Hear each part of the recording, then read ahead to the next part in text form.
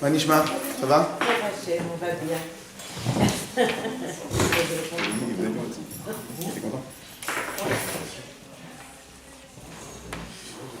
Bon, hier, Baruch Hashem, on a fait le cours en direct, on a eu un certain succès. On voulait dire merci à tout le monde, pour ceux qui ont suivi, mais bon, peut-être que vous n'avez pas suivi, mais... Alors la question, elle est... La question... Comment? C'est fatigant, c'est fatigant. On ne sait jamais quand est-ce qu'on va en avoir, on n'en va pas en avoir. Bon, alors, tout le monde se rappelle un peu le sujet général?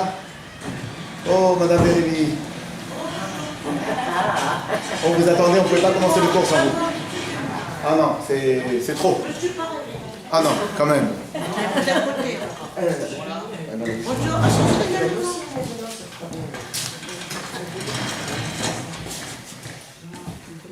Ça va? Tout le monde est là?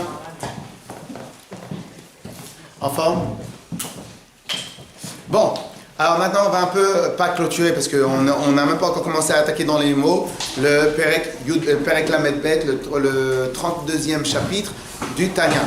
Cependant, on va faire un petit résumé. Alors, un petit résumé et surtout, on va reprendre bien comme il faut pour pouvoir démarrer le chapitre comme il faut. Alors, on fait quand même juste un rappel sur l'essentiel.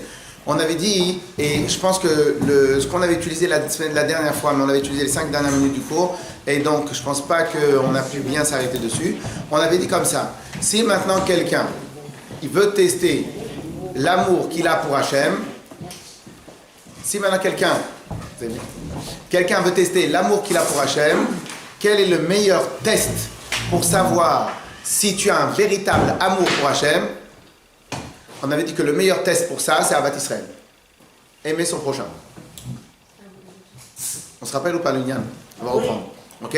On avait dit comme ça, que le meilleur test pour savoir si tu aimes vraiment Hachem, c'est si tu arrives à aimer ton prochain de manière naturelle et de manière véritable. Comment? Alors pourquoi maintenant aimer son prochain est le vrai test pour savoir si tu aimes Hachem ou pas? Pourquoi c'est le vrai test? Et au final, pas seulement cela, c'est que quelqu'un qui va dire « Moi j'aime Hachem de toutes mes forces, j'aime Hachem de toutes mes forces, de tout mon cœur, de tout ce que j'ai, de tout ce que je possède », s'il n'arrive pas à faire Avat Israël, c'est une preuve claire, nette et précise qu'il n'a pas d'amour pour Hachem. Donc, en fin de compte, je suis en train de vous dire quelque chose de très dur. Je suis en train de vous dire que le test pour savoir si on aime véritablement Hachem ou pas, c'est de savoir si j'arrive à être gentil avec mon prochain. Il est bizarre ce test. Non, il n'est pas bizarre, il est évident. Qui peut m'expliquer la logique? Si, puisque Dieu est tout amour, nous devons nous être dans l'amour. Mais comme nous sommes des êtres humains, on n'aime pas toujours celui qui est en face de nous. Voilà. Très bien. Donc pourquoi c'est un test? C'est un test justement d'évolution. À quel niveau tu es? Moi, j'ai mon cœur qui palpite quand je fais la tefila le matin. Comment ça se fait que avoir le cœur qui palpite quand je fais ce n'est pas un test que j'aime véritablement Hachem? Et que le seul test pour dire que tu aimes véritablement Hachem, c'est ta capacité à pouvoir aimer ton prochain. Et qu'en fin de compte, en tout cas tu te dis que tu aimes énormément Hachem, mais que tu n'arrives pas, tu n'as pas de facilité à aimer ton prochain, c'est une preuve qu'en vérité tu n'aimes pas Hachem. Elle est dure la preuve. C'est la base de notre Torah. Bravo, très très très bien, kol hakavod. Mais là, ici, ce qu'on essaie de faire, c'est de demander la logique. Quelle est la logique qui se cache derrière cela? Bien évidemment, c'est lié avec ce qu'on avait dit, que il avait dit que toute la Torah entière, c'est tu aimeras ton prochain comme toi-même. On avait dit ça, que Hillel avait dit ça. Donc on avait posé la question, comment c'est possible de dire que toute la Torah entière, c'est aimer son prochain comme soi-même? Il y a les lois de Tfilin, il y a les lois de Shabbat, il y a les lois d'allumer les bougies, il y a les lois de Hanouka, il y a les lois de... Comment tu peux résumer que toute la Torah entière, c'est aimer ton prochain comme toi-même? Comment tu résumes cela? Donc ça faisait partie du bloc de questions que nous avons répondu et nous allons répondre, etc., etc. Mais nous, ce qu'on a voulu dire la dernière fois, c'est quelle est la preuve de ton amour pour Hachem? La preuve, elle est, est-ce que tu aimes ton prochain ou pas? D'abord, question numéro 1. Aimer Hachem, c'est aimer Hachem, aimer une autre personne, c'est aimer une autre personne. Et comment tu peux me mêler les deux choses? Pas seulement comment tu peux me mêler les deux choses, comment tu peux me mettre le principe d'aimer une personne physique au même niveau que d'aimer une personne à Kadosh Baruch Hu. Quel rapport l'un avec l'autre? Comment tu peux me dire que le test, si j'aime Hachem, le test, il est, est-ce que j'aime une autre personne? C'est la loi qu'Hachem nous donne. Oui, mais il faut chercher la théorie qui est derrière ça. Il faut chercher la logique qui est derrière ça. Parce que si maintenant on ne cherche pas la logique, le but de la chassidoute, c'est aussi de comprendre, voir, de comprendre et maîtriser les secrets de la Torah. Ça, c'est le but. Donc en fin de compte, il y a une règle, il n'y a pas de tabou dans la chassidoute. Tout, on a le droit de poser des questions. Jusqu'au moment où la chassidoute elle-même va te dire, on n'a pas de réponse. Mais on a le droit de poser toutes les questions. Donc en fin de compte, il faut aller chercher Naaseh Venishma. On va faire et on va comprendre. Donc il faut aller chercher la théorie, la logique qui se cache derrière la mitzvah. Ok? Donc en fin de compte, clair la question ou pas? Parce qu'on est liés. Liés? On est liés les uns aux autres. Oui, c'est vrai. Oui, et ok, c'est d'accord. Mais c'est... Oui. Donc le fait qu'on soit liés, s'il y en a un qu'on n'aime pas, donc on le met de côté, ça veut dire que la chaîne, elle est... Alors là, vous dites pas que, là vous êtes en train de dire autre chose. Vous êtes en train de dire, pourquoi maintenant j'ai une obligation d'aimer mon prochain? C'est parce que sinon après le Ham Israël, il se déconnecte et là il y a un problème. Je suis entièrement d'accord avec vous. Mais ça ne veut pas dire que c'est une test d'amour. Ça ne veut pas dire que c'est une test d'amour. Je vous donne un exemple. Quand on est dans une société et qu'on doit tous s'entraider, tous s'entraider, le fait de s'entraider, c'est parce qu'en fin de compte, chacun il va y gagner. Donc là, c'est pas un test d'amour, c'est ce qu'on appelle une société. Dans une société, pourquoi on n'a pas le droit de tuer, pourquoi on n'a pas le droit de voler? Parce que si maintenant je te permets dans les règles de la société de tuer, à ce moment-là, quelqu'un d'autre il va te tuer. Pourquoi maintenant tu n'as pas le droit de voler? Parce qu'après quelqu'un d'autre il va te voler. Donc en fin de compte, le but de cela, c'est la tranquillité. Le but de cela, c'est l'entraide. Le but de cela, c'est de réussir. Parce qu'il est juif. Ah, donc là, vous dites autre chose. Là, vous dites pas parce qu'on a besoin de s'entraider. Là, vous dites encore autre chose. Bah, elle a dit quelque chose d'intéressant. Vous dites que alors, ou bien le but c'est de s'entraider, ou bien le but c'est par amour. Maintenant, si maintenant tu me dis que c'est par amour, je suis d'accord moi qu'il faut, de toute façon, c'est ça la mitzvah. Je suis d'accord. Mais en quoi le test, en quoi Ahavat Israël est un test de ton amour d'Hachem? Est-ce que c'est un rapport? Est-ce que C'est notre sang. Chaim. Moi, c'est comme un frère. En quoi c'est un test? Est-ce que ça ressemble, est-ce que ce serait dans le registre de, puisqu'Hachem nous aime tous, nous a tous créés, c'est logique qu'on s'aime entre nous pour prouver que l'amour qu'il donne à chacun d'entre nous, on le ressent nous aussi. Comme un père avec ses enfants. Bon, Tous les voilà, enfants, c'est intéressant. ils s'aiment, voilà. Comme Hachem nous a tous créés, donc. Il nous a tous créés, il nous aime tous. Pour lui Donc prouver qu'on l'aime, on doit aimer aussi ceux voilà, que lui, il donc aime. moi j'aime tes amis et je haïs tes ennemis. Ouais, c'est comme toi tu aimes telle personne, donc la personne que tu aimes, ça devient aussi mon ami. La personne que tu n'aimes pas, ça devient aussi mon ennemi. Parce Je ne que... vais pas aller aussi loin que ceux que j'aime, qu'on n'aime pas, mais Posez une question, s'il vous plaît. puisqu'il nous aime tous, il aime chacun des enfants d'Israël. Oui, c'est comme un parent. Voilà, quoi. c'est on va dire par Confiance même. comment on va appeler ça? On va dire par pas déontologie, par compassion, par éthique. Par éthique. Comme je t'aime, alors si je t'aime vraiment, ben, tout celui que tu aimes, je l'aime, celui que tu n'aimes pas, je t'aime pas. Ouais. S'il vous plaît, Raph. Oui. Je peux ne pas l'aimer. Est-ce que j'ai le droit de ne pas l'aimer, mais je ne fais pas de mal? Non. Non, c'est... Non, vous rigolez, mais c'est une question classique. Non. Le principe d'aimer son prochain, c'est l'aimer. L'aimer. Alors, L'aimer. L'aimer. C'est quoi la définition de- Eh ben, la définition d'aimer, c'est que... C'est quoi la définition d'aimer votre enfant? c'est pas pareil. Eh ben, c'est la même. C'est la même. On peut pas aimer une personne de la même façon. Bah oui. C'est la même. Non, l'enfant, C'est la même. non. Non. La seule différence avec l'enfant, c'est que c'est vraiment la chose la plus proche qu'on ait. Ouais. Donnez-lui, elle est en train de tourner au... Alors, la seule différence avec l'enfant, c'est que c'est la chose la plus proche qu'on a. Mais quand vous savez par exemple que le rabbi, il a mis complètement sa vie sur le côté pour les autres. Et donc il souffrait de leur souffrance, il pleurait de leurs pleurs. Donc cela veut dire qu'il aimait les autres vraiment comme cela. Alors nous on n'y arrive pas, c'est une chose peut-être. C'est parce que nous on a un problème. Mais le vrai sens de Ve'ahavta et Hashem Elokecha, Ve'ahavta le'rach kamocha, aimer son prochain comme soi-même, c'est si maintenant vous utilisez le terme j'aime mon enfant, a priori c'est le même terme qu'il faut utiliser pour aimer son prochain.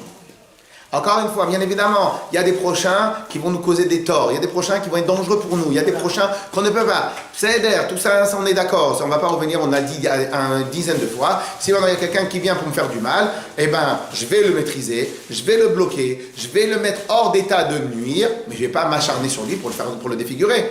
Pourquoi je vais le mettre hors d'état de nuire? Parce que lui, il est dangereux pour moi. Donc Hachem m'a dit, quand il y a quelqu'un, si maintenant quelqu'un va te faire du mal, donc toi, tu dois te défendre. Donc toi, tu vas te défendre, je comprends. Mais ça ne veut pas dire pour cela que tu dois t'acharner sur lui. Lui, il a un problème. Lui, il a un gros yetzerara. Lui, il a un problème de folie. Et à cause de son problème de folie, ben, il n'arrive pas à se maîtriser, donc il vient pour t'embêter. Donc toi, tu vas avoir de la peine contre un grain de folie. Comme une fois, il y avait Rabbi Meir Balanès, qu'il était comme ça, il y avait des gens qui n'arrêtaient pas de l'embêter. Et c'était des voyous. Alors c'est marrant de dire qu'on pouvait embêter Rabbi Meir Balanès. Mais bon. Et donc, une fois, il a commencé à prier pour qu'il disparaisse. Il a commencé à prier pour qu'il disparaisse. Brouria, sa femme, lui a dit comme ça. Mais je comprends pas, il n'y a pas marqué qu'on doit prier pour que les ennemis, les méchants, ils disparaissent. Il y a marqué qu'on doit prier pour que les fautes disparaissent. Itamu, comme ça il lui dit, il y a marqué Itamu chataim min haaretz, qui partent chataim, les fautes de la terre. Il n'y a pas marqué Itamu chotim, qu'ils partent, qu'ils disparaissent, les fauteurs de la terre. Ok? Donc en fin de compte, il faut toujours dissocier la personne de ses actes. Ok? C'est pour cela qu'aussi avec un enfant, quand un enfant il fait une bêtise, on ne dit pas t'es un voyou. T'es pas bien, t'es pas gentil, t'es mal. On ne dit pas t'es mal. On dit ce que tu as fait, c'est mal. Il faut dissocier la personne. Il faut dissocier. Elle est énorme. Elle est énorme. Jamais dire à quelqu'un t'es mauvais. Jamais dire, alors, surtout à un enfant, parce que l'enfant, tout ce qu'on lui dit, ça lui rentre dans la tête. Donc en fin de compte, il ne faut jamais dire à quelqu'un tu es mauvais, ce que tu as fait, c'est pas bien. Eh bien, mais c'est vrai, parce qu'il n'est pas mauvais, il a fait une bêtise. Donc on va aller plus loin. Donc si maintenant il y a quelqu'un qui est dangereux pour moi, malgré que j'ai l'obligation et le devoir de l'aimer, eh bien de la même manière qu'un enfant, il fait n'importe quoi, j'ai l'obligation, je l'aime, mais malgré cela, je l'enferme dans sa chambre et je lui dis tu t'assois et tu fais des devoirs. Il est en train de se nuire à lui-même de faire le devoir, donc je le maîtrise. De la même manière, ici, donc il ne faut pas confondre le sentiment d'amour et le sentiment, le fait de faire mon devoir, de le maîtriser ou de faire du bien. Ou bien encore mieux Dieu présente quelqu'un qui prend de la drogue ou un laino ou quelque chose de pas bien. Eh bien, j'ai une obligation de faire quoi? De le prendre même par la force pour aller le soigner. Mais il veut pas écrire dans tous les sens. Mais il peut écrire, mais il n'est pas maître de sa tête à ce moment-là.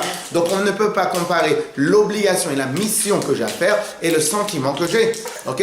Donc en gros, on a l'obligation d'aimer chacun. Après, il y a des gens avec qui j'ai un atome crochu, où il y a des gens ils aiment certaines choses et moi je ne peux pas aimer certaines choses, où ils parlent d'une certaine manière et ils disent des gros mots. Et moi, j'arrive pas à rester avec quelqu'un qui dit des gros mots, surtout quand il y a mes enfants à côté. Ok, alors quand il y a mes enfants à côté, je m'écarte de ce monsieur-là. Si après, je peux revenir, je peux dire un Dvar Torah. Et dès qu'il ne veut pas écouter le Dvar Torah, je vais m'écarter parce que c'est après, mais je l'aime quand même. Okay? Il y a des mamans qui aiment leurs enfants très fort, ils apprennent les arts martiaux, ils apprennent la boxe. Quand ils sont en train de faire un match de boxe, ils ne veulent pas les voir. Comment tu ne veux pas les voir? Parce qu'à ce moment-là, j'arrive pas. Donc ça n'a rien à voir. Le sentiment d'aimer n'a rien à voir avec le sentiment que comment j'actionne, comment je fais concrètement, si maintenant je suis là à tous les moments, pas à tous les moments. Ok? Alors maintenant, donc on a redit la question. Le test, il est, comment ça se fait que le Ahavat Israël est le test suprême de aimer Akadosh Baruch Hu? Réponse est la suivante. En vérité, on fait un gros résumé, en même temps on avance dans le show. En vérité, la réponse est la suivante. Notre plus grand problème d'amour ou d'aimer quelqu'un d'autre, c'est que tout doit passer par notre prisme à nous, et par notre filtre à nous, et par nos yeux à nous, et par notre cerveau à nous, et par nous-mêmes. Le plus grand problème, c'est parce que toutes les actions et toutes les réactions et tout ce qu'on voit autour de nous, tout est totalement dépendant de nous-mêmes. C'est pas shoot, c'est simple. En vérité, nous on croit qu'on peut être objectif. On n'est pas objectif, on est totalement subjectif. On est à 100% subjectif, etc., etc. On ne va pas avoir le même goût. Tous, on va boire un thé, on n'aura pas tous le même goût dans la bouche. Un, il va dire il est sucré, l'autre il va dire il n'est pas sucré, l'autre il va dire comme ça, il est comme ça. On n'a pas. Pourquoi? Parce qu'en fin de compte, la première chose, le premier filtre pour recevoir les informations de l'extérieur, le premier filtre, c'est nous-mêmes. On est d'accord? Alors maintenant, je dois juger de la douceur d'un thé ou du goût d'un thé, bien évidemment, ça n'a absolument aucune incidence. Et même si je dis qu'il est trop sucré ou il n'est pas assez sucré, ça ne change absolument rien dans la vie de chacun. Mais ça ne change pas que le filtre premier est mon filtre à moi. Maintenant, si vous regardez bien, ce filtre-là, ça c'est pour le thé, après pour le manger. Mais en vérité, il est pour tout. Il va être pour le travail, il va être pour l'éducation des enfants, il va être pour absolument tout ce qui existe sur Terre. Absolument tout ce qui existe sur Terre, ce qui est absolument logique, quand je ne dis pas un chidou, je ne dis pas quelque chose, je n'innove rien. Donc absolument tout ce qui existe sur Terre doit passer par mon filtre à moi, par ma personnalité à moi, parce que j'ai compris par mon expérience à moi personnelle, et par rapport à cette expérience-là personnelle, je vais donner mon avis, je vais réagir, etc., etc. Une des choses les plus difficiles, évidemment, c'est de se mettre sur le côté. Une des choses les plus difficiles, c'est d'oublier sa personnalité, de s'oublier soi-même. Prendre du recul et de s'oublier soi-même.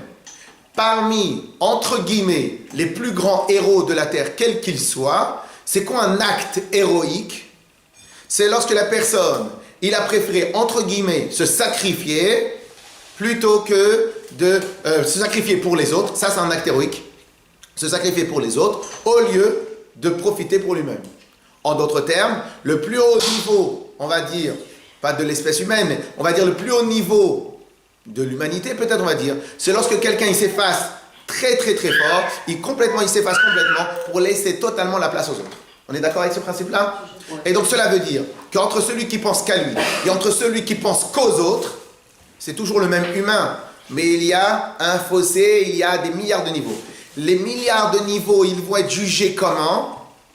Ils vont être jugés par rapport à combien tu penses à toi et à combien tu penses aux autres. On est d'accord pour l'instant? Très bien. Maintenant, lorsque je demande quelque chose à Hachem, ou pas je demande, lorsque je dis que j'aime Hachem, combien y a-t-il de raisons pour lesquelles qui peuvent me pousser à aimer Hachem?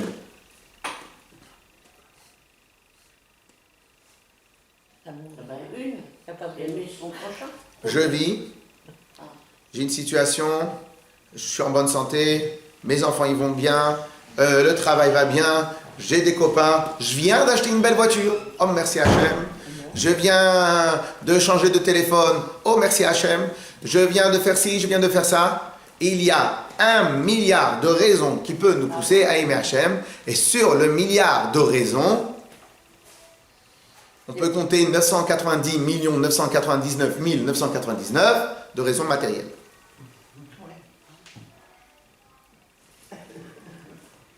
Pourquoi? Pour une raison toute simple.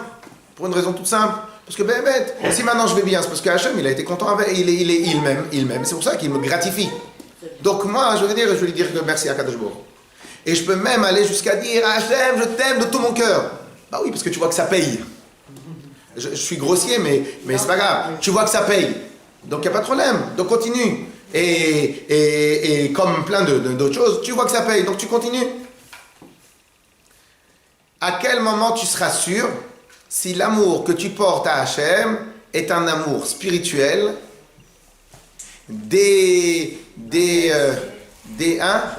désintéressé de tout bienfait matériel et de tout intérêt matériel? À quel moment tu peux le savoir? Mais quand ça te rapporte rien. Mais tout, on vit, c'est matériel. Mais quand Tout, c'est un acte je mange, c'est matériel. C'est Non, je parle d'un acte de générosité. Attends, viens, on retourne. Je crois qu'on l'avait déjà dit. Tous les gens qui n'attendent rien, le jour où ils ont un problème, commencent à s'énerver contre Hachem. C'est ça. Ouais. Donc au final, tu vois que ça dépend de quelque chose. Non, je parlais pas de la reconnaissance, du retour d'Hachem. Par exemple, quand on va voir les mamies, on n'attend rien Mais là, vous n'êtes pas en train de faire de l'amour pour Hachem, vous êtes en train de faire amour pour l'autre. Justement, mais on dit que quand on fait l'amour... Mais c'est ça la question. Mais c'est ça la question de base. Mais attendez. Mais exactement, donc c'est ça la question de base. C'est ça la question de base. Là, je suis en train de parler. Et bien là, je peux remercier Hachem de m'avoir permis de faire cette mise-là. Très bien. Mais vous êtes d'accord avec moi que vous rentrez un paramètre de Ahavat Israël. Là, je suis en train de rester entièrement sur ce qu'on appelle l'amour d'Hachem. Il y a une mitzvah qui s'appelle aimer Hachem. Il y a peut-être des milliers de gens ou des centaines de gens qui vont dire « Moi, j'aime Hachem de toutes mes forces. » Quand il fait la tefila, il le fait en bougeant tout son corps. Quand il fait des mitzvot, quand il parle d'Hachem, quand il étudie la Torah, il dit « Moi, j'aime Hachem. » Et pas seulement ceux qui vont étudier la Torah, ceux qui font les mitzvot, même des gens qui sont tout seuls dans leur coin, ils vont dire « Moi, j'aime beaucoup Hachem. » Alors, répétez la question. La question, elle est...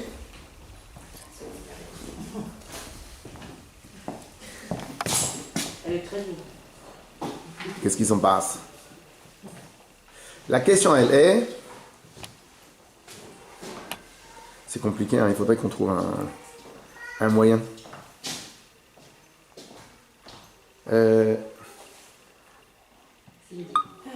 Bon. Et donc la question elle est, qui me dit que l'amour que tu portes à Hachem est un vrai amour? Donc, mais ça pour l'instant je ne parle pas de Ahavat Israël, puisqu'on a dit que le test de l'amour d'Hachem est Ahavat Israël. Donc je suis en train d'expliquer. Donc qui me dit que lorsque tu aimes Hachem, tu l'aimes réellement, véritablement? Même quand on a une épreuve, on ne doit pas être contre lui. Ça c'est sûr. Mais ça c'est sûr. Mais là vous parlez d'épreuve, donc on ne peut pas être contre lui. Moi, on va rester sur pour l'instant ce qu'on a dit. Après, si vous voulez, je vais répondre à la question. Clair ou pas? Donc la question elle est, quand est-ce? Alors en vérité, étant donné que j'ai 1 millier de raisons d'être amoureux d'Hachem, pour ce qu'il m'a donné, de toute façon, à partir du moment où je suis heureux de ma vie moi-même, automatiquement je vais aimer Hachem, parce que ça va faire partie du pack. Mais en fin de compte, quand est-ce que Béhémet... Alors, mais c'est pas sûr que tu aimes Hachem pour ce qu'il est lui. C'est pas sûr que tu aimes la Torah pour ce qu'elle est elle. C'est pas sûr que tu aimes Hachem pour le spirituel et ce que Hachem il veut de toi. C'est possible que tu aimes Hachem parce que tu es intéressé par la chose. C'est dur à dissocier alors, parce que... C'est pour ça qu'il y a un test. Bien sûr, c'est pour ça qu'il y a un test. Alors quand on fait le don de soi, entièrement. Absolument. On n'a pas l'occasion tous les jours de faire don de soi. Rabbi Akiva, il a dit, j'ai attendu 120 ans pour faire le don de soi-même. Ok? Donc on n'a pas tous les jours. Et Bezrat Hashem, qu'on n'ait jamais l'occasion de le faire. Ok? Et donc, claire la question. Alors maintenant, on va comprendre pourquoi maintenant Ahavat Israël est le test suprême. Quelle est la différence entre Hachem et une autre personne? La différence est le suivant. Avec Hachem, je peux mentir. Je peux me mentir. Avec Hachem, je peux me mentir. Avec Hachem, je peux croire que je l'aime de tout mon cœur, mais en vérité, la seule personne que j'aime véritablement, c'est moi. Avec Hachem, je peux mentir. Je peux me mentir. Quelqu'un par contre, qui met son physique, qui met ses intérêts personnels, quelqu'un qui met son filtre à lui en premier, il ne peut absolument pas aimer les autres. Ça c'est vrai. Il n'a pas de possibilité d'aimer autrui. Pourquoi ? Parce que comme on avait expliqué dans les premiers cours qu'on avait donnés sur le sujet, on avait expliqué que absolument tout passe par notre matériel. Et lorsque maintenant quelqu'un il rentre dans l'endroit, à ce moment-là, la première chose que je vais regarder, il me plaît pas, il est sympathique, il est pas sympathique, il parle bien, il parle pas bien, il est bien habillé, il est pas bien habillé. Toi t'es mal habillé, toi tu vas à gauche. Toi t'es... bravo. Donc en fin de compte, qu'est-ce qui se passe? Et la première chose, comme on est des gens physiques, avec Hachem, il est spirituel, on n'a pas, j'ai pas les mêmes critères de travail. Mais lorsque maintenant il y a une personne en face de moi qui est physique, c'est quoi la personne qui est physique? C'est-à-dire qu'en fin de compte, moi je suis physique et l'autre elle est physique. Si maintenant je vais regarder par mon prisme physique, de moi ce qui m'intéresse, ce que j'aime, ce que j'aime pas, l'odeur, pas l'odeur, ce que j'entends pas, par mon prisme physique, ben plus mon prisme physique est important, moins je pourrai avoir de connexion avec l'autre. Pour pouvoir avoir une connexion avec un maximum, une vraie connexion, pas un stam, oui bonjour, je suis copain avec tout le monde, une vraie connexion, un vrai amour pour tout le monde, il y a une seule et unique manière. Effacer totalement sa partie physique à soi-même. Tout le monde est là ou j'aurais été clair? Hein? Juste une seconde avant les questions. J'ai été clair ou parce que j'ai peut-être... J'ai été clair? Je répète. Encore une fois, on a dit comme ça. Avec Hachem, je peux me mentir. On est d'accord? Je peux même mentir à tout le monde. Parce que je peux dire que j'aime Hachem, mais tachles, comme je l'avais dit la dernière fois, ça te coûte quoi de dire que tu aimes Hachem? Ça coûte rien. Mais ça te coûte rien. C'est quoi ça te coûte rien? Il n'y a pas de test, il n'y a pas de preuve. J'aime Hachem. Par contre, lorsque maintenant, donc on ne sait pas si c'est intéressé ou c'est pas intéressé. Peut-être que lorsque tu vas aimer Hachem, c'est juste parce que tu sais que c'est rentable d'aimer Hachem. À quel moment tu pourras... Alors, par contre, de quelle manière quelle est la seule technique pour se connecter avec les gens autour de moi? La seule et unique technique. Alors, ce que vous disiez. Juste 2 secondes, je termine comme ça, on règle ça. Quelle est la seule technique pour me rentrer en connexion avec les autres? C'est de s'effacer soi-même. Aimer les autres, ce n'est qu'à travers une seule et unique technique. Laquelle? S'effacer soi-même. On a le droit de poser une question. Une seconde. Oui, bien sûr. Non, mais là, parce que... Oui, j'arrive dans 10 secondes. Je termine juste l'idée et après.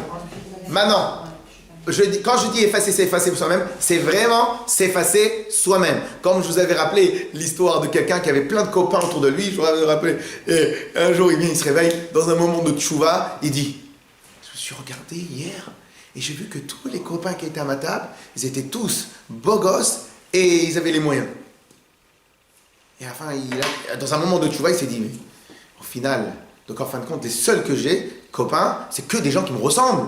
Mais les gens qui ne me ressemblent pas, Berlal, je ne rentre pas en connexion avec Berlal, je ne regarde même pas. C'est-à-dire dans son filtre des yeux, tout celui qui n'est pas dans son GPS, qui ressemble à lui, il ne regarde même pas. T'existes pas dans mon horizon. Makara chez lui, pourtant, il est entouré de copains, il a des amis, et il est aimé par ses copains, etc., etc. Mais qu'est-ce qui se passe? Ici, son filtre, il marche à 1000%. Pourquoi son filtre, il marche à 1000%? Parce que tout simplement, les gens, ils n'existent que s'ils le correspondent à lui. Le top du matériel. Le top du matériel. Absolument tout ce qui passe, absolument tout ce qui me touche dans ma vie, absolument tout ce qui me touche dans ma vie, ne passe uniquement par mon intérêt. A contrario, comment je fais pour aimer tout le monde, aimer les autres, aimer tout le monde? C'est lorsque toi tu t'effaces toi-même. Lorsque tu t'effaces toi-même, donc de quelle manière tu vas, lorsque quelqu'un tu connais pas, tu vas l'aimer ou tu vas pas l'aimer? De toute façon, c'est choix que je le connaisse ou que je le connaisse pas. C'est un Ben Israël, c'est un Yehudi, il a une Neshama, moi j'ai une Neshama, on est frères comme vous avez dit, comme vous avez dit tout à l'heure. C'est comme l'amour avec nos enfants. J'avais expliqué la dernière fois que l'amour de nos enfants, il est complètement débile. Pourquoi il est débile? Parce qu'en fin de compte, l'enfant, il vient de naître, je l'aime déjà. C'est quoi tu aimes déjà? Ton enfant, il vient de naître. Tu ne sais pas à quoi il ressemble, tu ne sais pas s'il est sympathique, tu ne sais pas s'il va mettre 3 ans ou 18 ans pour faire ses nuits, tu ne sais pas, etc., etc. Donc comment tu peux aimer quelque chose ou quelqu'un que tu ne connais pas? Pourtant, la maman et le papa, ils aiment leur enfant à peine il sort du ventre. C'est quoi la logique de cela? C'est quoi C'est quoi la logique de cela? Parce qu'à ce moment-là, et alors le cas de l'enfance, parce que l'enfance c'est vraiment la suite à moi, donc en fin de compte, aimer son enfant c'est presque la chose la plus narcissique qui existe en passage. Hein. Alors pourquoi? Parce qu'en fin de compte, son enfant c'est la suite de soi-même. C'est pour cela qu'on dit qu'une personne ne pourra jamais être jaloux de la réussite de ses enfants. Pourquoi il ne peut pas être jaloux de la réussite de ses enfants? Parce que la réussite de ses enfants c'est sa réussite à lui. Ok? Donc en fin de compte, qu'est-ce que tu vois de là? Donc, on va laisser l'histoire des enfants à côté. Ensuite, donc de quelle manière je peux aimer les autres facilement? Uniquement lorsque je me suis effacé moi-même. Parce qu'en m'effaçant moi-même, j'ai totalement mis de côté le filtre de la matérialité. Alors, il vaut mieux pas dire effacer les filtres, pas s'effacer soi-même. Et voilà, c'est ça. Moi, c'est les filtres. Les filtres, c'est moi. Voilà. Mais non, il n'y a pas. Moi, effacer tous les filtres, c'est s'effacer soi-même. Je dirais se distancer, non. Parce que quand vous dites effacer, on dirait qu'on s'est... Non. Attendez. Je peux dire à votre place ce que vous comptez dire. Mais je comprends pas. Il y a un moment où on ne va plus être nous-mêmes. Il y a un moment où on va être déstabilisé, on va tomber dans les abîmes de rien du tout. Non, c'est pas ça que je voulais dire. Je voulais dire que ça passe plus par accepter que, aussi vrai que nous, on a des filtres visuels, auditifs, éducatifs, culturels, etc. On a nous-mêmes des filtres. Donc on accepte que chacun ait ses propres filtres, son histoire, sa façon de penser.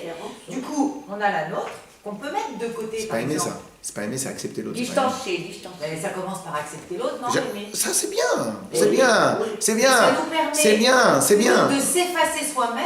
Je suis d'accord. D'abord, mettre de donc côté nos vous avez bien dit le mot s'effacer soi-même.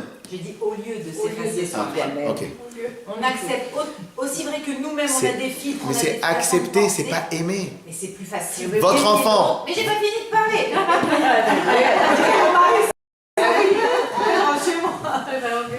C'est- On dit que c'est beaucoup plus facile d'aimer l'autre quand déjà on a accepté, quand on accepte ses modes de fonctionnement, sa façon de parler, de se comporter, etc. Parce qu'on sait qu'il s'est construit comme il s'est construit, comme nous-mêmes on s'est construit comme on s'est construit. Bon, moi je m'aime, alors j'aime les autres. D'aimer les Je autres. peux porter même. Alors, donc, Comme ça, on a non. l'impression qu'on ne s'aime plus. Il y a marqué Enfin, ça ton dépend. prochain. non, 2 secondes, 2 secondes. Ça Non, dépend d'abord déjà. vous avez dit vous-même, vous l'avez dit vous-même. Vous êtes en train de parler d'étapes, vous n'êtes pas en train de dire, vous n'êtes pas d'accord avec moi, vous êtes en train de parler d'étapes. Donc la première étape, c'est accepter l'autre. Je suis d'accord. Si c'est une technique, pourquoi pas? J'accepte. Mais c'est. S'effacer soi-même. Mais au final, pour aimer les autres, attends, quand je dis les autres, c'est pas mes amis, c'est pas avec qui je parle toute la Les journée. gens qui sont très Aimer différents de les moi, autres, c'est évidemment. aimer des gens comme le Baal Shem Tov, comme le Rabbi ramène dans le Baal Shem Tov. Le Baal Shem Tov, parce que le Baal Shem Tov était un des grands symboles de la Vat Israël, on va dire, ok? Pour des raisons qu'on a expliquées, qu'on recommencera à expliquer une autre fois. Et le Baal Shem Tov, il disait, comme ça le Rabbi le ramène dans le Yom Yom, il dit, Ahavat Israël est égal à, comme ça le Baal Shem Tov il dit, être prêt à tout donner, être prêt à mourir pour une personne, pour un juif que tu n'as jamais vu de ta vie. Mais c'est le Baal Shem Tov. Là, on est en train de parler de la définition. On n'a pas dit qu'on est à haut niveau, on est en train de parler de la définition. Donc en fin de compte, comment tu peux accepter de mettre ta vie en danger pour une personne que tu n'as jamais vue? Bichlal, mais qui tu es toi, Bichlal? Qui tu es toi, Bichlal? Mais attends, j'ai une famille, j'ai des gens. Et bien en fin de compte, tu es prêt à te mettre en danger. Ça veut dire quoi? Ça veut dire qu'en fin de compte, tellement tu t'es effacé toi-même, qu'en fin de compte, tu peux te connecter de manière très intense, voire tout donner, même à quelqu'un que tu ne connais pas, Bichlal. Juste parce que c'est un Israël. Bien sûr, c'est vrai.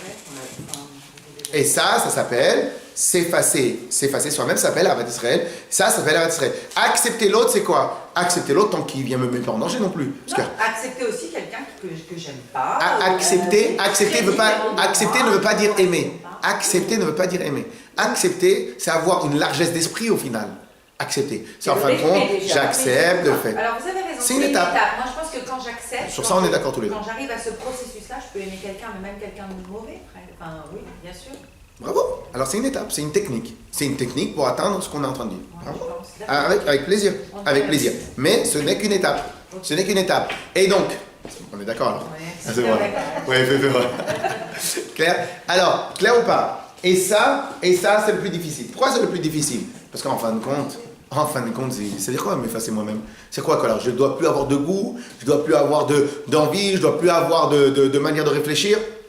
Après, c'est encore une autre question. Est-ce que s'effacer soi-même, c'est être un légume? Ou s'effacer soi-même, c'est pleine possession de ses pouvoirs, mais ne pas se mettre soi-même en avant? Je vous explique. Alors, une petite parenthèse, parce que sinon on ne va jamais terminer ce cours-là. Petite parenthèse. On dit que Moshe Rabbeinu était l'homme le plus humble de la terre. De tous les hommes qui vont exister sur terre. Moshe Rabbeinu était l'homme le plus humble de toutes les personnes qui vont exister sur terre. C'est un adjectif qualificatif extraordinaire, okay, qui n'a pas son semblable. Et c'est Hachem qui le dit dans la Torah. C'est pas un philosophe qui a parlé de Moshe. C'est Hachem qui atteste dans la Torah sur Moshe Rabbeinu. On est d'accord? Mais de l'autre côté, Moshe Rabbeinu, quand il a dû s'énerver sur le Bnei Israël, il s'est énervé. Ensuite, lorsque Moshe Rabbeinu il devait donner un cours, il est obligé de se mettre en avant. Il est obligé de donner le cours. Lorsqu'un élève ne comprend pas, il le répète.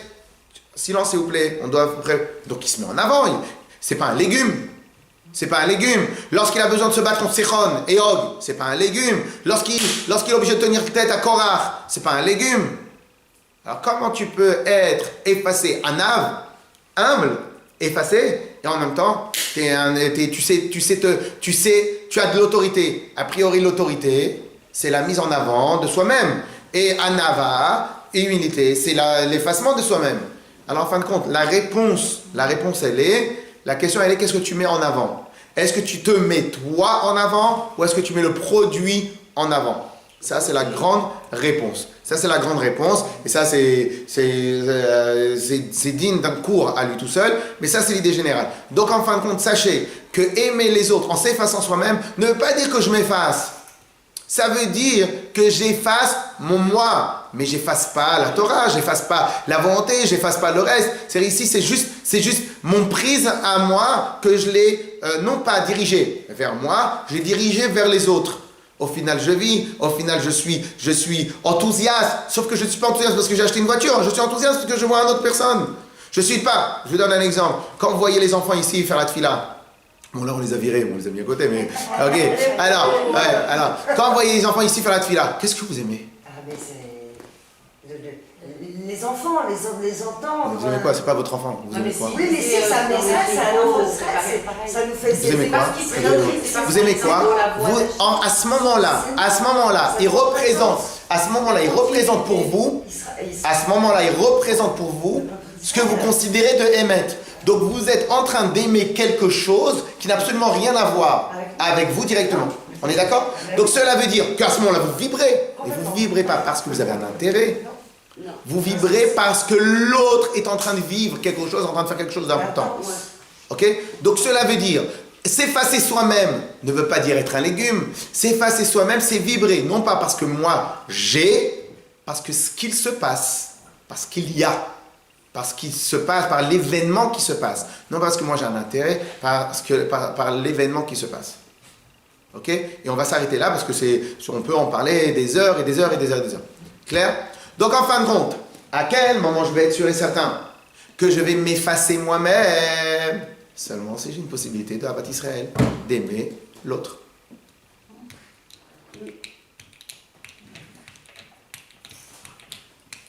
Et si je n'arrive pas à aimer l'autre facilement, ça prouve que tu as encore un gros morceau de toi-même qui est en face de tes yeux et qui t'empêche de regarder l'autre. En tout cas, qui t'empêche d'apprécier l'autre, qui t'empêche d'aimer l'autre. Parce que là, t'es trop important. Toi, tu es trop important. Comme tu es trop important, tu as une personnalité trop importante, donc tu n'arrives pas à regarder, à te connecter avec l'autre, etc. C'est lié un peu l'égoïsme quelque part à son nom.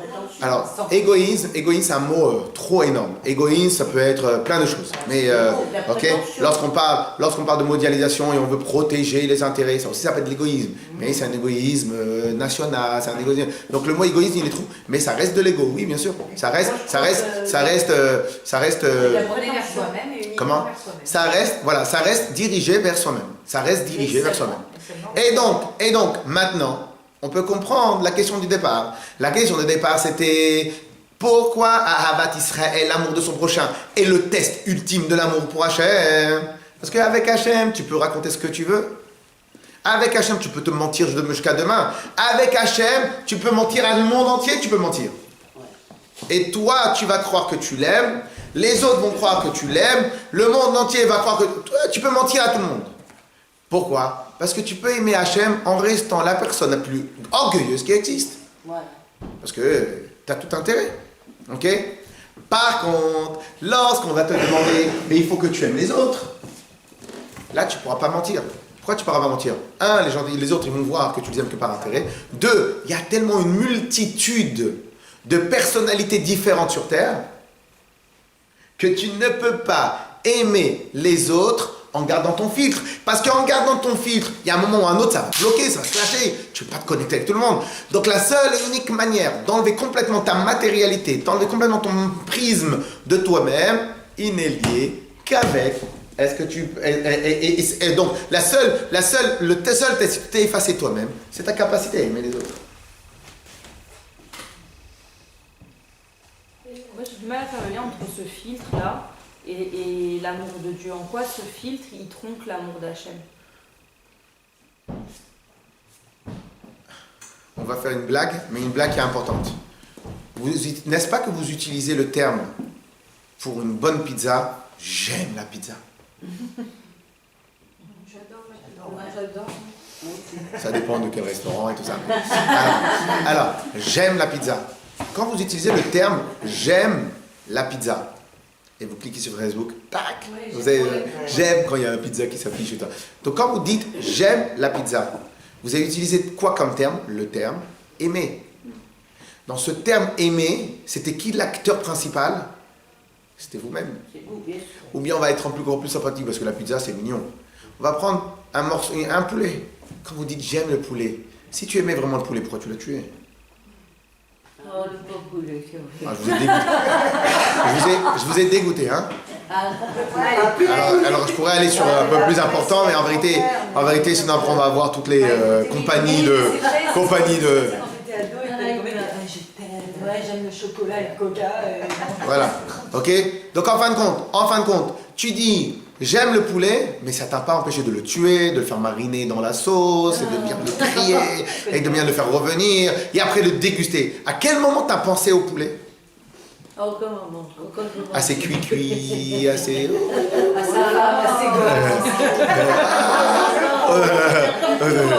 J'arrête, je deviens végétarien. Stop, j'arrête. Ah, c'est comme ça les végétariens. Ouais. C'est à cause d'eux. Tout est à cause d'eux. Maintenant. Au passage, c'est pour ça que dans la Torah, on demande. Dans la Torah, il y a plus. On va dire que c'est Shabbat, qu'on mange le poulet, qu'on mange la viande et tout ça, la semaine. Oui, mais on l'a humanisé. Et c'est encore autre chose. On va pas faire le. Hein? On l'a humanisé, là, le poulet. Ah oui, pourquoi on dit Shabbat? Alors, Rechvot Shabbat, parce qu'on fait une mitzvah, pas parce que pour mon intérêt personnel. On vient, on va manger un bon repas parce que Hachem nous l'a demandé, pas pour mon intérêt personnel. On n'est pas obligé de manger de la viande. Sinon. On reste des carnivores dans lesquels la viande fait partie des choses qui nous rassasient. Alors on continue. Pourtant, donc, vous avez utilisé le terme, excusez-moi, parce que la question elle est importante. Vous avez utilisé le terme j'aime dans le poulet. Mais ici, le mot j'aime ne concernait pas l'autre, concernait vous. Nous-mêmes, oui. Quelle est la preuve que le mot j'aime concerne l'autre et que vous n'êtes pas là? C'est lorsque vous aimez une autre personne. Et pas une autre personne qui vous ressemble, un tas de personnes qui ne vous ressemblent pas Bichla. Et celui-là, on pense que je lui donne un morceau de poulet. Ravi. Celui-là, on ne bouffe pas. En plus. Bravo. Merci Madame Berry pour vos remarques. Si vous allez dans certaines tribus où ils mangent les gens, ils vont dire je t'aime. Vous imaginez quand le gars il dit je t'aime à l'autre, il doit se poser des questions. Mais alors là on caricature et on dit n'importe quoi. Ok, je suis d'accord qu'on dit n'importe quoi parce qu'on ne sait pas comment ça se passe réellement. Mais vous voyez bien que le terme aimer, il veut tout dire le mot aimer. Donc lorsque je dis j'aime Hachem, quelle est la preuve que le Hachem que tu aimes n'est pas un Hachem qui te valorise à toi, qui te fait du bien, qui t'amène beaucoup de choses et il t'a amené tellement de choses qu'en vérité, c'est pour ça que tu l'aimes. Qui me dit que tu l'aimes pas pour ce que toi tu as, pour ce que toi tu es? Qui me dit que tu l'aimes pour ce que toi tu es ou tu l'aimes pour ce que lui il est? Eh bien, tu peux pas. En fin de compte, on a un problème. On a un test, ce qu'on appelle la courbe de test. Comment on connaît la valeur d'un matériau, comment on connaît la valeur de telle chose ou telle chose, ça s'appelle à travers une courbe de test. La courbe de test, elle va regarder, elle va tester le matériau de plusieurs angles, à travers du verre, à travers du fer, à travers du feu, à travers de la glace, à travers ça pour voir la solidité de quelque chose. Donc tu es obligé de faire plusieurs essais. Quel est le test dans la courbe de test? Quel est le test ultime pour savoir si ton amour il est pur, si ton amour il est désintéressé, si ton amour il est spirituel et il n'est pas matériel, il n'est pas viré ou il n'est pas rivé vers toi? C'est l'amour de son prochain. Parce que l'amour de son prochain, elle est matérielle, c'est une personne matérielle que tu as en face de toi, c'est une personne avec ses humeurs, c'est une personne avec sa tête, c'est une personne avec son odeur, c'est une personne avec sa manière de s'habiller, c'est une personne avec la manière de parler. Cette personne-là qui est telle qu'elle est, si tu as ton filtre, il prend 95% de ta place, il reste que 5% pour une autre personne. Donc, il n'y a que les personnes qui vont ressembler à toi qui sont... S'il prend 80%, bon là, tu as un peu plus 20%. Si tu as ce 5% de toi, tu laisses la marge pour 95% de la population qui ne te ressemble pas. Et donc, la Havat Israël est le test ultime de ton amour pour Hachem. Est-ce qu'on peut aimer quelqu'un pour faire plaisir, pour aimer, pour faire plaisir à quelqu'un d'autre? Moi, Vous êtes- j'aime quelqu'un dans très votre fort. question, la Oui. question essentielle, c'est est-ce qu'on peut dicter vers qui on veut tendre à l'amour? Oui, j'aime Réponse, quelqu'un très fort. réponse oui, mais c'est pas le sujet même, c'est un autre sujet. Réponse oui, on peut travailler, on peut développer à gré son amour. Et pour cette personne, je fais le maximum pour aimer la personne qui me déteste le plus. Genre ta belle-fille. Non, je pas de Oui, Ça pourrait être ça. oui. quelqu'un qui me déteste. En effet.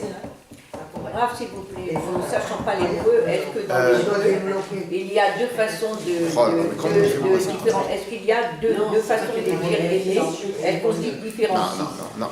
C'est la même. Ouais, Comment c'est le même. brancher? C'est le même. Mais allô, rappelez-vous, hein, si un jour on vous demande c'est quoi le principe d'aimer, et aimer, c'est être prêt à tout donner à l'autre. On est d'accord? C'est en vérité, c'est ça le principe d'aimer. Parce que si aimer, c'est que je suis prêt à rien donner à l'autre, en quoi tu l'aimes? On est d'accord? Ok. Et ben en fin de compte, et quand tu dis que tu aimes le poisson, que tu aimes la viande, que tu aimes le poulet, qu'est-ce que tu as donné au poulet? T'as rien donné. Donc en fin de compte, c'est un terme galvaudé, c'est comme ça qu'on dit?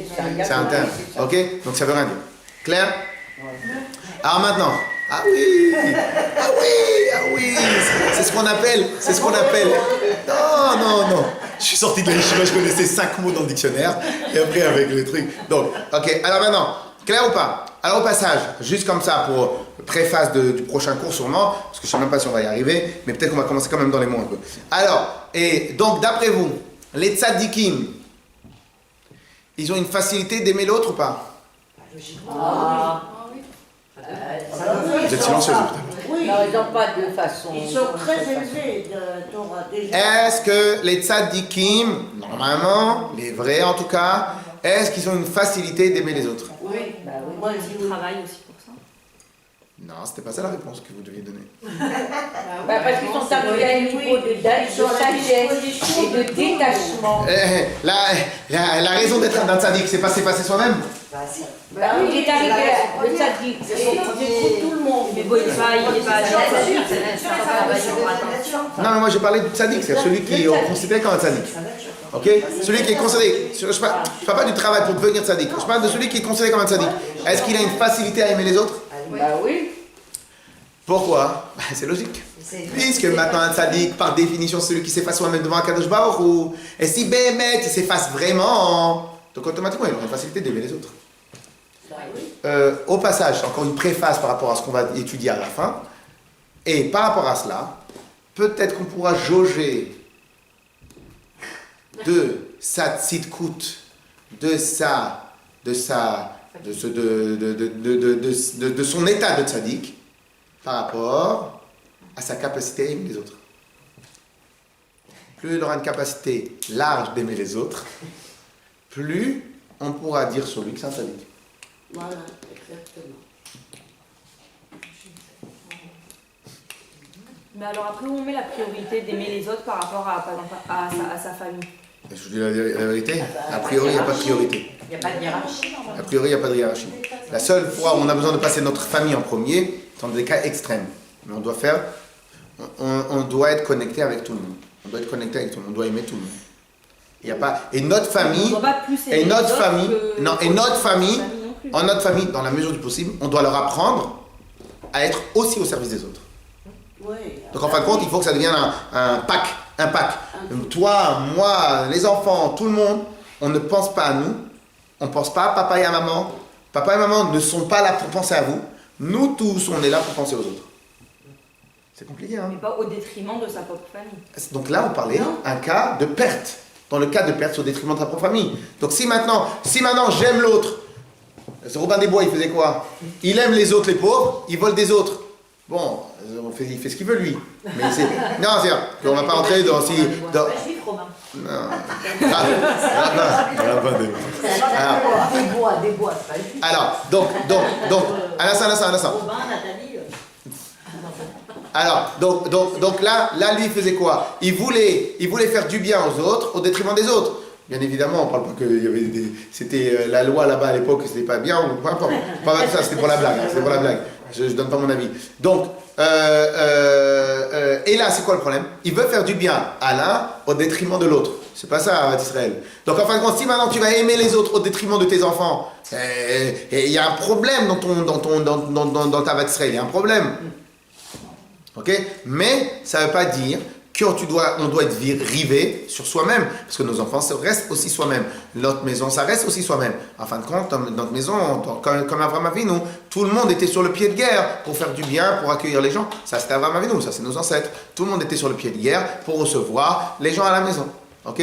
Donc, encore une fois, c'est un, toute proportion gardée. Deux, c'est toute nature gardée. Il y en a qui savent, il y en a qui savent pas, etc.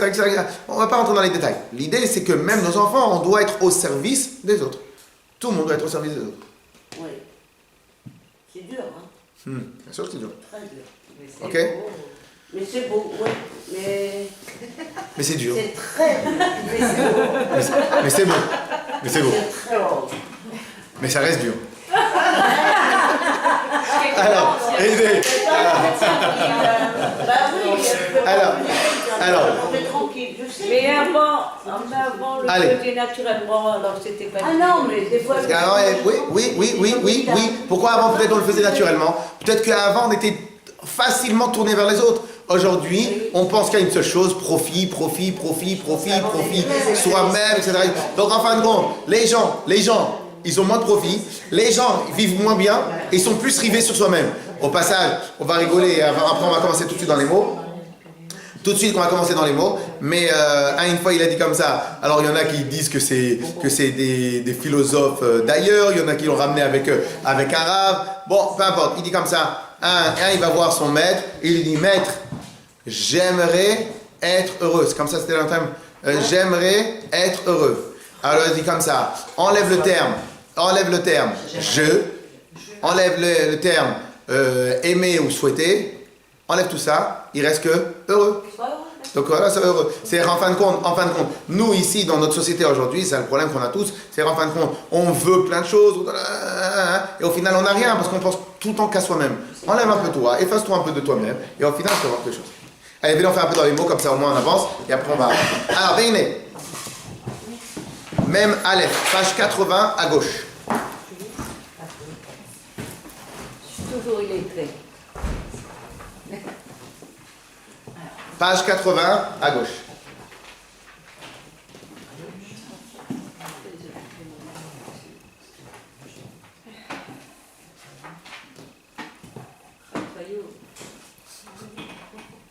Veine, al yedeh kiyum advarim aniskarim leel, à travers l'accomplissement. C'est le premier chapitre Lamed Bet. Même Aleph. Vous avez la page 80, vous avez à gauche, c'est la même Aleph. Page la même Aleph. Vous y êtes? C'est la première. Ouais, c'est la première ligne du chapitre. Non, du chapitre. Veine.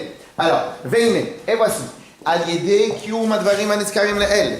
À travers l'accomplissement de tout ce qu'on a étudié jusqu'à maintenant. On rappelle que ce qu'on a étudié jusqu'à maintenant dans les autres chapitres, c'est qu'est-ce qui provoque la tristesse, et qu'est-ce que tu penses, c'est tout le temps la tristesse, c'est le problème matériel, c'est le problème de si, la tristesse, c'est parce que toi tu penses que toi, t'as un tzaddik, il y a tout plein de problèmes qui sont liés, et on avait dit qu'il fallait beaucoup développer la simcha, et on avait dit que la vraie simcha amitit, la vraie simcha, elle est liée en laissant plus de place pour le spirituel et moins de place pour le matériel. Plus tu laisses de la place pour le matériel, ta simcha, si tu en as, elle sera totalement éphémère, puisqu'en fin de compte, le premier plaisir dans une voiture neuve, c'est les premiers 100 mètres. Après, elle est plus neuve. Elle a déjà perdu 30% de sa. Donc en fin de compte, tu prends un crédit pour pouvoir faire 2 mètres avec une voiture. Maintenant, tu prends la même voiture, elle a 60 000 km, 40 000 km, elle va rouler très très bien, et pourtant, tu rappelles, et donc, en fin de compte, et donc, tous les plaisirs, je ne sais pas si c'est le meilleur exemple, mais tous les plaisirs matériels restent des plaisirs éphémères. Pourquoi? Parce que le principe du matériel, c'est éphémère. C'est éphémère. Et donc, en fin de compte, on a expliqué que pour pouvoir avoir beaucoup de vraie simcha, de simcha amitit, de simcha réelle, il faut enlever la partie matérielle de soi-même, il faut effacer la partie matérielle, il faut se concentrer sur le spirituel. Et tout ce qui te ramène la tristesse et la partie matérielle. Donc, en fin de compte, pendant tous les chapitres qu'on avait étudiés jusqu'à maintenant, du chapitre 25-26 jusqu'à maintenant, et bien en fin de compte, on a développé ce principe-là. Donc en fin de compte, on a dit qu'il fallait complètement enlever tout, il fallait effacer, il fallait diriger notre vie vers le spirituel et enlever le matériel. Donc lorsque maintenant tu as réussi à faire comme il fallait, à travers l'accomplissement de tout ce qu'on a dit jusqu'à maintenant, d'effacer la matérialité de notre visage, de notre horizon, de notre vie, et que ne pas être content quand l'enfant il amène une bonne note. C'est quoi être content quand l'enfant il amène une bonne note? T'es content parce qu'il s'est passé, par l'événement. T'es pas heureux de l'enfant, tu es heureux de ce qui s'est passé, de l'événement. Donc en fin de compte, tu essayes petit à petit à t'élever de niveau. Et bien lorsque maintenant tu vas réussir à faire ça, Liot Gufo Nivze, d'être son corps Nivze, dénigré à tes yeux.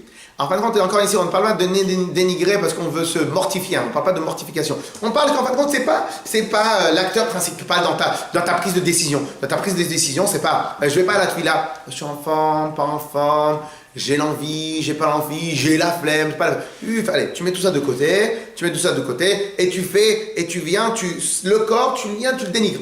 Dans le sens, tu le dénigres, tu déprécies. C'est pas lui l'acteur principal, c'est pas lui le décisionnaire principal. Donc lorsque maintenant tu vas t'habituer à faire tout cela, que ton corps, il va être dégoûtant à tes yeux. Encore une fois, pas dans l'idée qu'il faut se mortifier, qu'il faut se lacérer le visage, tout ça c'est à source interdit. Là on parle, c'est qu'en fin de compte, c'est qui va être le décisionnaire. Ok? Rak simchato tiye simchata nefesh. Seulement la simcha que tu vas avoir, ça va être une simcha hanefesh, de l'âme, une simcha spirituelle. Levada toute seule. Arezo derech aishara. Ça, c'est la manière yachar, c'est la manière directe. Vekala est la manière facile, légère. Pour faire quoi? La volide kiyo mitzvah avat Israël. Pour arriver à la mitzvah de ve'afta l'ereacha kamocha. En fin de compte, il te dit ici quoi? Il te dit clairement que lorsque maintenant tu auras accompli tout ce qu'on a dit jusqu'à maintenant, d'amener, de dénigrer ton corps, pas dénigrer encore une fois ton corps, parce que le Rambam nous dit il faut que le corps soit en bonne santé pour pouvoir servir Dieu. Donc c'est pas dénigrer dans le sens mortification, dénigrer dans le sens que lui vient en deuxième partie. La partie essentielle, la raison de mes sourires, la raison de mon bonheur, la raison de mes envies va être des raisons spirituelles. Donc je vais le mettre de côté pour garder le spirituel en tant que facteur principal de ma vie. À ce moment-là, tu vas réussir, ça sera la manière la plus facile pour accéder à quoi? À la mitzvah de ve'afta l'ereacha kamocha. Tu aimeras ton prochain comme toi-même. Parce que tu ne peux aimer ton prochain comme toi-même que si maintenant tu n'as pas ton prisme et ton filtre à toi personnel, matériel.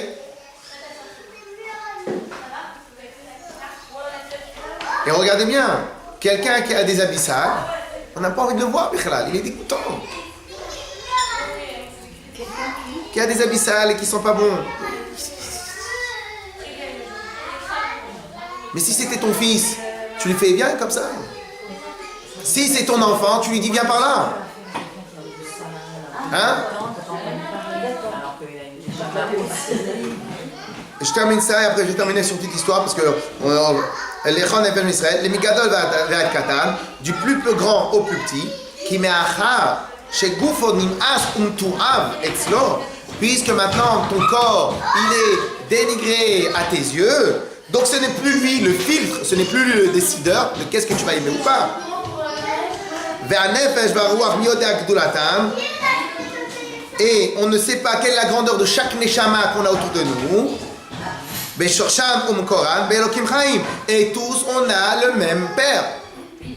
Donc si on a tous le même père, quelle est la différence entre celui-là ou celui-là? Pourquoi tu t'arrêtes aux habits? Pourquoi tu t'arrêtes à l'odeur? On va s'arrêter là sur ce sujet-là, parce qu'en plus comme ça on continue avec l'autre sujet. Mais pour raconter une petite histoire qu'il y avait ici. Pas ici, c'est une histoire qui s'est passée, qu'on m'a racontée ici. Un monsieur, il allait dans une ville de Bretagne, je crois que c'était Rouen ou je sais pas quoi. Et c'est pas la Bretagne. Normandie. Pas grave. Ok. Oui. Brest, c'est bien Brest. Merci. Alors, lui, il allait. Ouais. Dehors. Lui, il me disait qu'il allait là-bas souvent, une fois par semaine, pour faire le chazan, pour faire le shaliach tzibour à la choule. Et il disait, et il louait le service, il louait le travail du shaliach là-bas sur place. Il disait, mais comment c'est possible d'aller dans un endroit perché pour s'occuper des autres juifs. Il dit, moi je comprends pas, comment c'est possible? Je préfère retourner à Montmagny, dans ma yeshiva, avec mon rab, et je vais étudier. Ok, une fois par semaine, je peux y aller. Mais c'est pas possible. Et je trouve même pas que, je sais même pas si, entre guillemets, Dieu il serait content ou serait d'accord. Pas dans un côté méchant, hein, dans un côté questionnement, pas méchant. Je lui réponds quoi? Je lui réponds comme ça. Viens, on va réfléchir. Alors, en plus, il dit, pour enseigner, il y a des gens qui connaissent même pas Aleph Bet. C'est trop. Je lui dis comme ça. On va faire autrement. Imaginons maintenant que quelqu'un, dans ton cas à toi, mais c'est pas toi, c'est quelqu'un d'autre, et ben en fin de compte, il a son enfant qui est parti de la Torah et des mitzvot. Et dans un endroit bled perdu. Et tu sais, parce que c'est quasi logique, tu sais qu'en restant souvent à côté de lui, et en juste lui emmenant un petit pain au chocolat le matin, et en venant avec lui et lui envoyer un petit texto et lui dire tiens, tu veux pas, on va marcher un peu dans le centre commercial, il va rester à côté de toi, mais tu vas pas parler de Torah, tu vas rien parler, tu vas juste raconter une histoire. Hein. Mais tu sais qu'au bout d'un certain temps, c'est sûr et certain qu'il va se rapprocher vers la Torah. Et c'est ton enfant, mais tu sais qu'il va se rapprocher vers la Torah. Tu serais prêt à le faire ou pas? Tu serais prêt à le faire?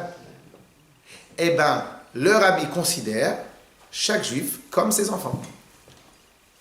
Donc je lui dis à celui-là, donc au final, dans ton amour de l'autre, encore une fois, hein, c'est idéalisé, mais c'est ce qui s'est passé, et bien évidemment, Alva, que chacun de nous ait ce niveau-là du rabbi, que ce niveau-là d'aimer chacun, parce que malheureusement, nous aussi, on a Yetzara. Mais il vient, et je lui dis, eh bien tu vois, en fin de compte, toi, pourquoi maintenant tu n'y arriverais pas?